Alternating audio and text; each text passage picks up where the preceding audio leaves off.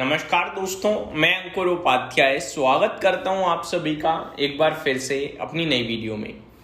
सब कुछ हो गया दोस्तों कल रात, लेकिन उसके बाद भारतीय बाजार आपको हरे निशान में दिख रहा है। दुनिया भर के बाजारों में एक भयंकर गिरावट देखने को मिली आपको कल के सेशन में, स्पेशली अमेरिका के बाजार में। प्रेसिडेंट ट्रंप के अटैक के बाद उन्होंने ईरान के ऊपर अटैक किया, जिसके बाद अमेरिका में तो एक भयंकर सेल ऑफ आया। भारतीय बाजार भी नीचे खुला, गैप डाउन ओपन हुआ, लेकिन वहां से जो रिकवरी आई है वो बेहद शानदार है। लेकिन इन्वेस्टर्स का अभी भी एक कंसर्न है कि भैया केवल मार्केट ही रिकवर कर रहा है, पोर्टफोलियो की तो ऐसी तैसी हुई पड़ी है, पोर्टफोलियो की धज्जियां उड़ी पड़ी हैं। ये बात सच है, क्योंकि मार्केट ब्रेथ अगर आप देखो तो वो काफी वीक है। 1990 शेयर्स पॉजिटिव है, जिसके सामने करीब 1950 शेयर्स नेगेटिव है। तो मार्केट ब्रेथ काफी वीक दिख रही है, जिसमें इंडाइसेस नीचे नहीं है। निफ्टी हरे निशान में है, सेंसेक्स हरे निशान में है और बैंक निफ्टी में तो तेजी है। मैं आपको बताना चाहूंगा, बैंक निफ्टी 0.7% ऊपर है, सेंसेक्स % ऊपर है करीब, और निफ्टी में 0.37% की तेजी है। तो चौतरफा तेजी कहूंगा मैं एक तरीके से।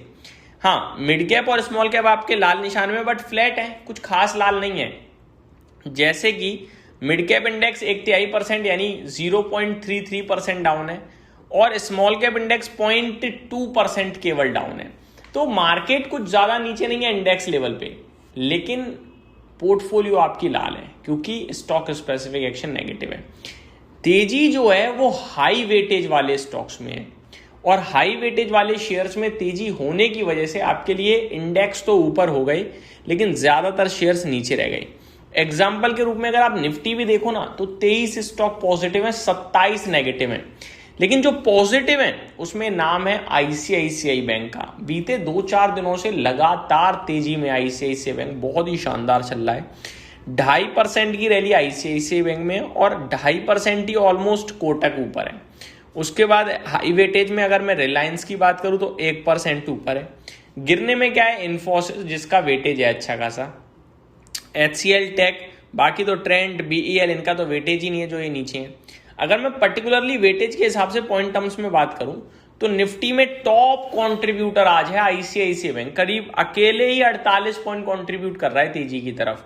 फिर HDFC बैंक 24 पॉइंट कंट्रीब्यूट कर रहा है, रिलायंस 22 पॉइंट कंट्रीब्यूट कर रहा है, कोटक 14 पॉइंट कंट्रीब्यूट कर रहा है। तो तेजी ना इन स्टॉक्स की वजह से है।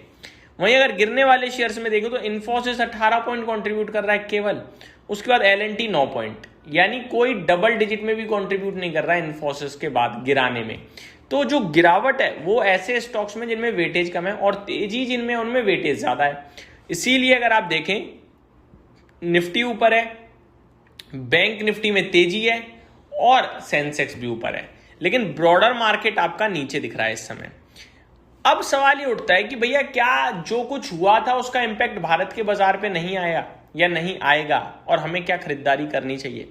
देखो, जो कुछ हुआ वो बहुत ही खराब हुआ है। अभी तो ईरान भी बदला ले सकता है, और दोबारा एक बार फ्लक्चुएशन आ सकती है प्राइसेस में। तो इतनी जल्दी ये नहीं सोचना चाहिए हमें कि यार ठीक है सब नॉर्मल हो गया। अलर्ट है अभी भी मार्केट, डेफिनेटली है, क्योंकि यूएस ने करा है बहुत कुछ, और ईरान ने कहा है कि हम चुप नहीं बैठेंगे, हम बदला लेंगे। और अगर वो बदला लेंगे तो हो सकता है आज शाम या दोपहर तक कुछ अपडेट आपके लिए नेगेटिव साइड पे डेवलप हो जाए एक बार फिर। तो मार्केट में जितना डील की बातें चल रही हैं उतना अटैक की भी चल रही हैं, दोनों तरफ से इक्वली बैलेंस्ड है।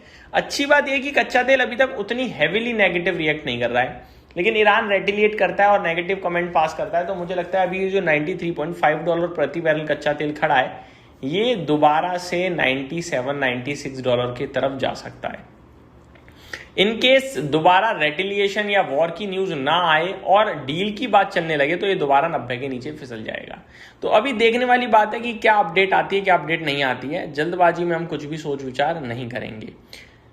Kuwait closes air space, Israel warns of launches from Lebanon and after US strikes in Iran. तो ये कह रहे हैं कि कुवैत ने तो एयर स्पेस अपना बंद कर दिया, यानी हवाई यात्रा कोई नहीं कर सकता, उन्होंने जगह रोक दी है। इजराइल ने चेतावनी दी है कि लेबनान अटैक कर सकता है यूएस स्ट्राइक के बाद। तो ये सारी अपडेट आ रही हैं, यानी कि थोड़ा माहौल टेंशन का है। बेशक बाजार अपना नहीं रिएक्ट कर रहा है, वो एक अलग बात है। आज सेंसेक्स की वीकली एक्सपायरी भी है, तो वो भी एक इंपॉर्टेंट रोल प्ले कर रही है नीचे से ऊपर आने में। 3 बजे के बाद देखते हैं बाजार में जो भी रिकवरी है वो टिकेगी और बढ़ेगी या वापस से प्रॉफिट बुकिंग का शिकार हो जाएगा बाजार। बेशक मार्केट आपके लिए ऊपर जरूर है, लेकिन पोर्टफोलियो में दम नहीं है, तो मैं यहाँ पे खुश नहीं होऊंगा। मैं अभी भी अपने व्यूअर्स को कहूँगा आप शांति से बैठे रहें, देखते रहें। लॉन्ग टर्म का खेल चल रहा है, जो भी चल रहा है। शॉर्ट टर्म या इंट्राडे में तो पैसा बनाना बहुत मुश्किल हो गया है, और मैं ये कहूँगा कि आप कोशिश भी ना करें बनाने की, क्योंकि अगर आप कोशिश करोगे तो कुछ ना कुछ गवा दोगे। बाकी कल की तेज गिरावट के बाद आज नेस्डेक फ्यूचर्स अभी 220 पॉइंट ऊपर जरूर दिख रहे हैं। तो ये मेरी तरफ से अभी फ्रेश अपडेट था बाजार का। उम्मीद करता हूँ डिटेल्स जानकारी पसंद आई होंगी। Thank you so much for watching this video. Have a great day guys.